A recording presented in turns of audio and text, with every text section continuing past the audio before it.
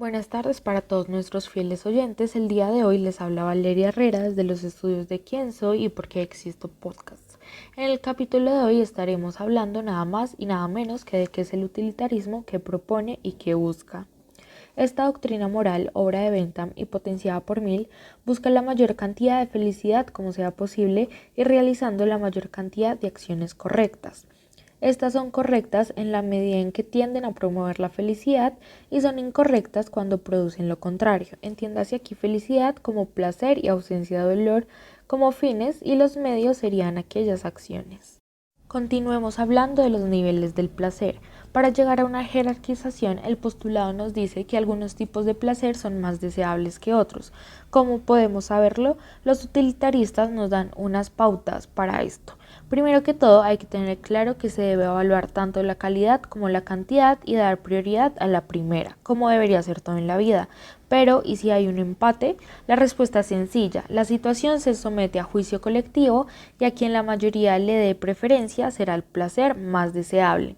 Cabe decir que aquellos que se disputan el escoger entre dos placeres, escogen el que incluya las capacidades más elevadas dignas de seres superiores, pero no han pensado que tal vez el placer que ustedes prefieren no es el que la mayoría prefiere y no salgan contentos. Claro, no faltan aquellos que nos dicen que al suponer que la vida no posee ninguna finalidad más elevada que el placer es algo de puercos, pero como los utilitaristas no se guardan nada, dijeron que la comparación es simple y degradante.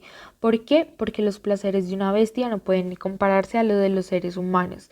Y bueno, hablando de bestias, aquí entra otro postulado que propone que ningún humano inteligente renunciaría a su alta racionalidad para convertirse en un inferior, ni siquiera si esto significa ser feliz con placeres simples. Aquí es donde nos proponen que un ser con facultades superiores necesita más placer para sentirse feliz y asimismo estamos sujetos a sufrimientos más agudos. ¿Por qué no podríamos aceptar rebajar nuestro nivel de existencia? Hay varias razones, entre las cuales se encuentran el orgullo, la libertad y el poder. Sin embargo, se dice que la principal razón es la dignidad, ya que tiene relación directa con el desarrollo de la felicidad. Desde lo personal, considero que la doctrina tiene grandes ventajas y propone un estilo de vida que podría ser rentable. Pero, hablando individualmente, ¿qué tanto vale mi vida en la sociedad?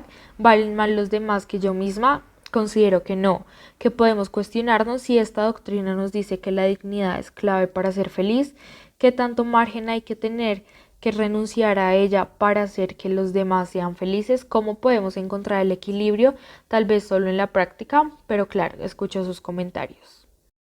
Por cierto, el utilitarismo busca que el fin último sea la felicidad colectiva sobre la individual, así que la humanidad podría tener una existencia libre, con poco dolor y llena de goces. ¿Pero qué creían? ¿Este postulado habla solo de los seres humanos? No, el utilitarismo quiere ser ampliado para todos los seres sintientes en su totalidad. Aquí les pregunto, ¿la naturaleza en sí misma, más allá del reino animal, siente?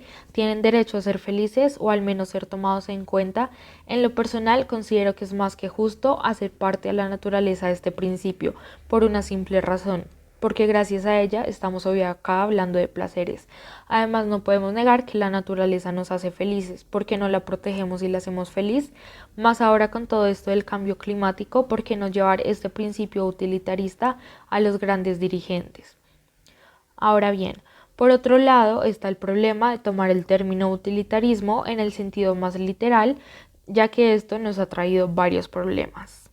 Se dice que es una doctrina inmoral que se basa en lo conveniente, siendo esto opuesto a lo correcto, y se toman decisiones únicamente por intereses propios y no colectivos, resultando ser dañino para la sociedad, y se responde que esto es uno de los peores enemigos de la sociedad.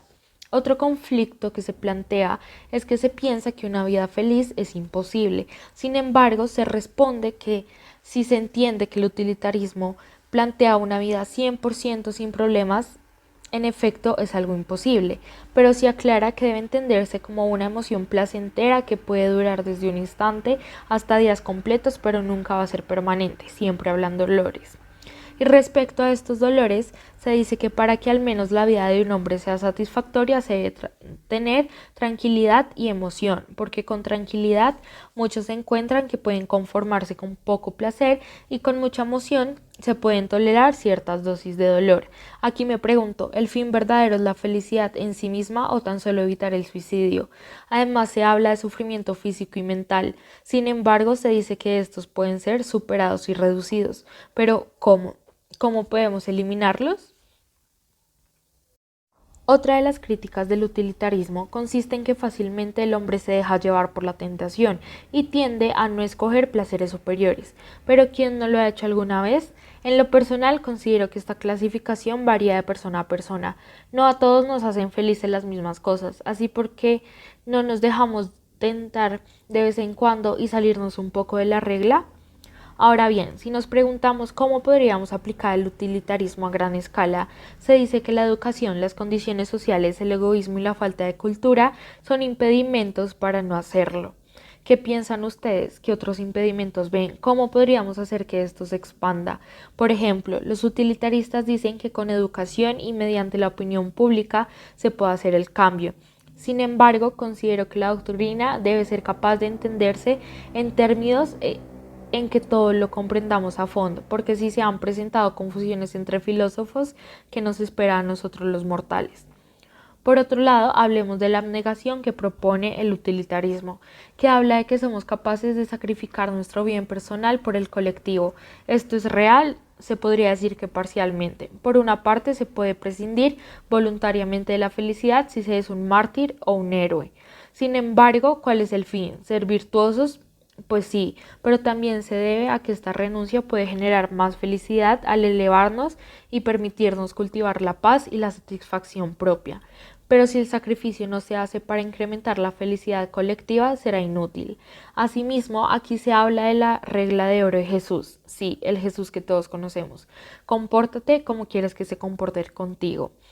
Ahora que hablamos de Jesús, hablemos un poco de religión.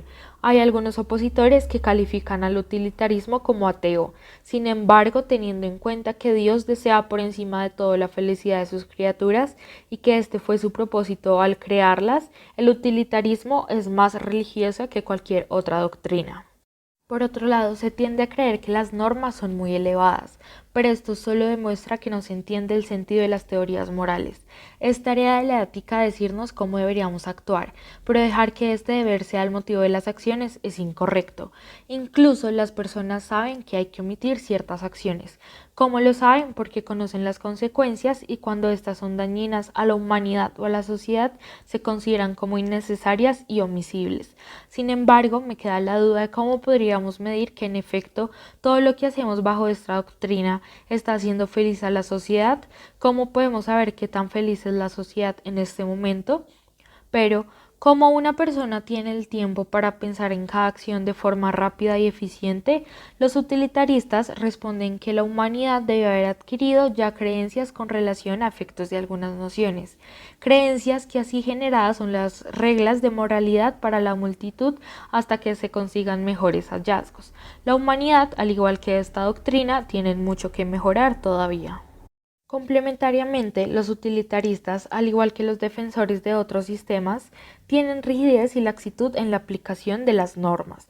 ¿Por qué? Porque no es culpa de nadie la complicada naturaleza de los asuntos humanos y el que las reglas de conducta no puedan ser elaboradas de modo que no admitan excepciones. Todas las teorías dan un cierto margen para las particularidades. Una pregunta que me surge en el camino: ¿decir mentiras sería correcto si hace feliz a la sociedad? Puede que sí, así esto signifique renunciar a mi paz mental y a mi propia tranquilidad. Por último, podemos dar pautas para llegar al fin, en este caso la felicidad, pero nunca sobran los pequeños tips y consejos que puedan ir surgiendo en el camino. Te invito a reflexionar. ¿Eres feliz? ¿Has pensado en cómo podrías sumar a la felicidad colectiva? Los invito a debatir.